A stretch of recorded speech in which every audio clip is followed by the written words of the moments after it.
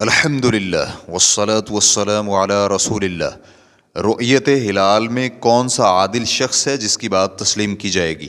سوال کیا گیا ہے۔ میں نے سوال نمبر 1584 کے جواب میں پڑھا ہے کہ ماہ رمضان المبارک کے ثبوت کے لیے ایک سکہ شخص ہی کافی ہے، تو عادل شخص کون ہے؟ الجواب بعون اللہ سبحانہ و تعالی۔ لغت میں عدل مستقیم کو کہتے ہیں اور اس کی ضد اور مخالف المعوج یعنی ٹیڑھا ہے، اور شرعی اصطلاح میں عادل یا عدل وہ شخص ہے جو واجبات پر عمل کرتا ہو اور گناہ کبیرہ کا مرتکب نہ ہو، اور نہ ہی صغیرہ گناہوں پر اصرار کرتا ہو۔ واجبات پر عمل کرنے سے مراد یہ ہے کہ فرائض کی ادائیگی کرتا ہو، مثلا نماز پنجگانہ کی ادائیگی کرنا، اور کبیرہ گناہ کا مرتکب نہ ہوتا ہو، مثلا چغلی اور غیبت وغیرہ۔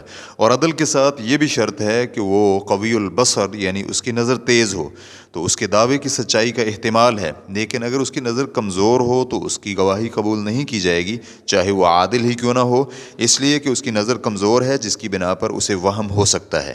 اس کی دلیل یہ ہے کہ اللہ سبحانہ و تعالی نے قوت اور امانت کو کام سپرد کرنے کا باعث اور سبب بنایا ہے۔ مدین والے شخص کے ساتھ موسیٰ علیہ السلام کے قصہ میں ہے کہ اس کی ایک بیٹی نے یہ بات کہی تھی، یا ابت استأجرہ ان خیر من استأجرت القوی الامین، اے ابا جان اسے ملازم رکھ لیں، کیونکہ جسے آپ ملازم رکھیں ان میں سے سب سے بہتر وہ ہے جو مضبوط اور طاقتور اور امانت دار ہو۔ سورۃ القصص آیت نمبر 26۔ اور جنوں میں سے اس عفریت نے جس نے ملکہ سبا کا تخت لانے کا ذمہ لیا تھا، اس نے یہ کہا وَإِنِّي عَلَيْهِ لَقَوِيٌّ أَمِينٌ، تو یہ دو وصف ہر کام کے رکن ہیں اور اس میں گواہی بھی شامل ہے۔